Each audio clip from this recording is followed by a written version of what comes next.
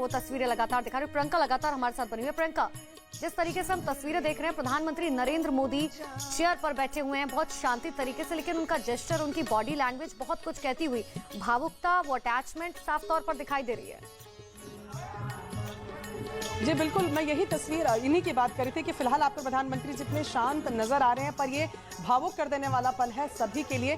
यहीं पर वो आखिरी यात्रा याद आती है जहां पर लीड कर रहे थे प्रधानमंत्री नरेंद्र मोदी।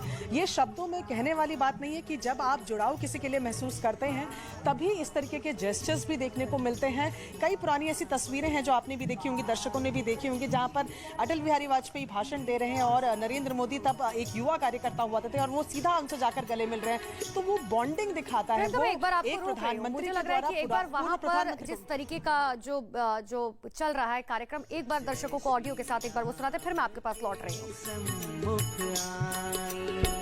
पार्वती जब सीता बनकर जय श्री राम के सम्मुख आई, राम ने उनको माता कहकर शिव शंकर की महिमा गाई।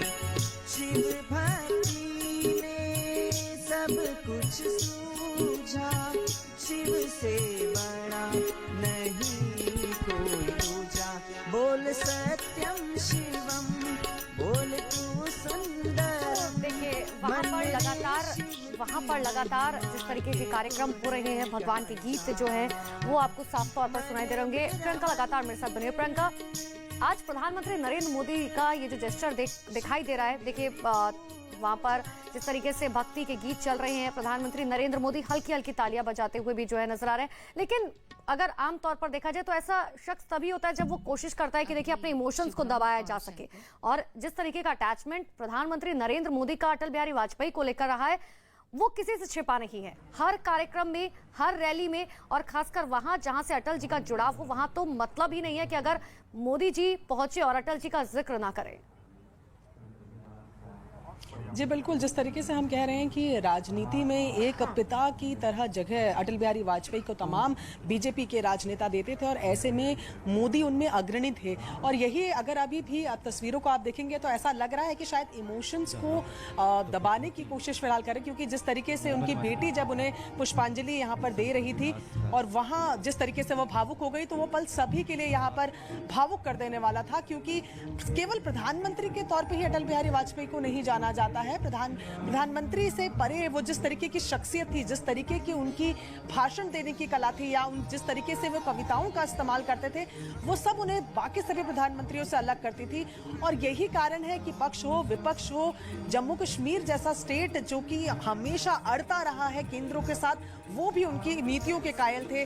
आप शिमला समझौता की बात कीजिए, तमाम अलग अलग पहलुओं पर अगर बात करें तो ना केवल लीडरशिप दिखाई, और उन सबसे परे एक ऐसी शख्सियत अटल बिहारी वाजपेयी की जो आपको किसी परिवार वाले के होने का एहसास दिलाती है। और यही कारण है, फिलहाल भी अगर आप तस्वीरों में देखेंगे, प्रधानमंत्री नरेंद्र मोदी जो भजन यहाँ पर गाए जा रहे हैं, उनके साथ तालियां यहाँ पर बजा रहे हैं। जाहिर तौर पर यही वजह रही है कि देखिए प्रधानमंत्री जब भी पिता का जिक्र करते थे तो पिता के रूप में वो अटल बिहारी वाजपेयी का जिक्र किया करते थे।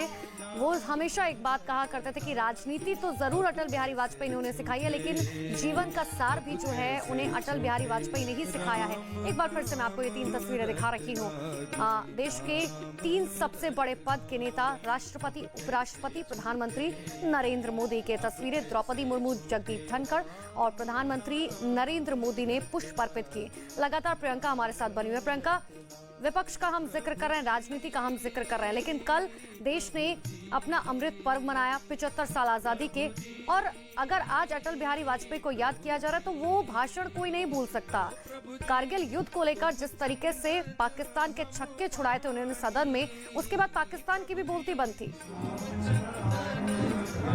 जी बिल्कुल, और ये जिस तरीके से लीडरशिप उस वक्त दिखाई थी, जहां पर फ्री हैंड दिया गया था हमारे तमाम सैनिकों को, हमारे तमाम जवानों को, और जिस तरीके से फतेह हासिल की उसके बाद कारगिल विजय दिवस जो मनाया जाता है, तो यही हम बात करें कि हर एक पहलू में, हर एक मोड़ पर अटल बिहारी वाजपेयी ने प्रधानमंत्री के तौर पे तो अपने आप को एक्सेल किया ही, लेकिन नेता के तौर पर भी उनकी जो छवि थी वो हर एक उनके जो डिसीजंस थे उनके साथ निखरती रही है।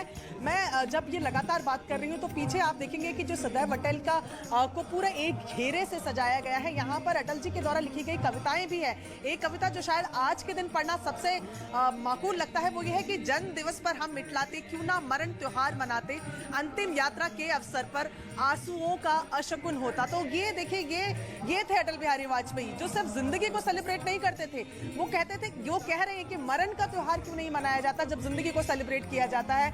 इस तरीके की शख्सियत, इस तरीके के कवि हृदय हर किसी के दिल के पास थे। ऐसा कोई भी शख्स शायद भारत में नहीं होगा जो नापसंद करता होगा।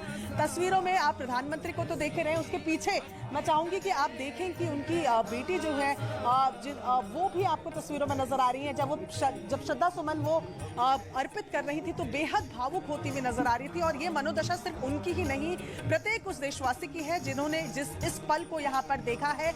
अटल बिहारी वाजपेयी क्योंकि प्रधानमंत्री के साथ साथ, जैसे मैं लगातार कह रही हूँ, एक कवि थे, तो यही एक अच्छी श्रद्धांजलि, एक सच्ची श्रद्धांजलि उनको दी गई है कि सदैव अटल में चारों तरफ उनके द्वारा लिखी गई कविताओं के बिल्कुल आपने अटल का जिक्र किया प्रियंका, और वो अपने रूल्स एंड रेगुलेशंस को लेकर भी बहुत अटल थे। यही वजह है कि देखिए आज पूरे देश में तमाम पार्टी जो है, तमाम राजनीतिक पार्टीज जो हैं वो गठबंधन जरूर करती है, लेकिन अटल जी इसके बड़े खिलाफ थे। वो हमेशा कहा करते थे कि देखिए अगर मुझे गठबंधन से बेहतर है कि मैं गरम चिमटा को चूम लूं, ये ज्यादा बेहतर है, लेकिन मैं कभी गठबंधन में यकीन नहीं कर सकता।